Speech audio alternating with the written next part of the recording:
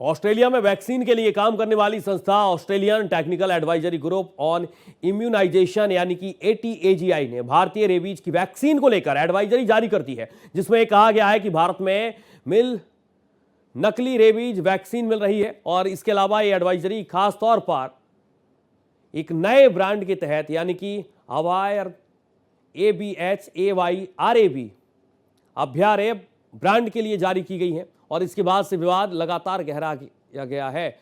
Vaccine को बनाने वाली इंडियन इम्यूनोलॉजिकल्स लिमिटेड ने इस पर आपत्ति भी जताई। IIL का कहना है कि इसमें ATAGI की सलाह में इस संकेत दिया गया है कि 1 नवंबर 2023 के बाद अभ्यारभ वैक्सीन को अमान्य माना जाए भारत में लगाई गई, जिससे आम लोगों को स्वास्थ्य कर्मियों में भ्रम फैल रहा है। कंपनी के मुताबिक यह एडवाइजरी जरूरत से ज्यादा सामान्य है और इससे वैक्सीन पर भरोसा कमजोर पड़ सकता है। भारत में रेबीज वैक्सीन पर सवाल खड़े हो गए। ऑस्ट्रेलिया की चेतावनी के बाद भारत में रेबीज वैक्सीन पर सवाल उठाए गए। ऑस्ट्रेलिया की चेतावनी के बाद ये मुद्दा बेहद ज्यादा गर्मा गया और उसके बाद सबसे ज्यादा इसकी चर्चा हो रही है।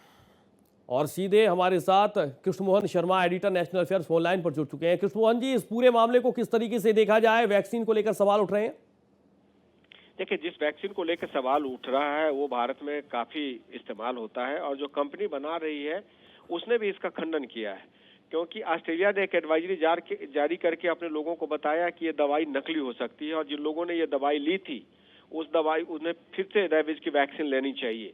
तो हमारे IIL जो कि बेसिकली जो दवाई बनाती है या जो चेकिंग करती है, उसने इस बात का एक तरीके से खंडन किया कि वो दवाई नकली थी, क्योंकि उन्होंने कहा कि हमने 2023 में, 24 में और 25 में जो बैच आए थे उसके सैंपल टेस्टिंग की है और सारे सैंपल टेस्टिंग उसके पास हो गए हैं। तो बेसिकली एक तरीके से मार्केट में रेबीप्योर अभ्यारभ बेसिकली ये दवाइयां जो हैं वो चलती हैं, तो उसमें एक अफरा तफरी फैलाने की कोशिश की गई थी।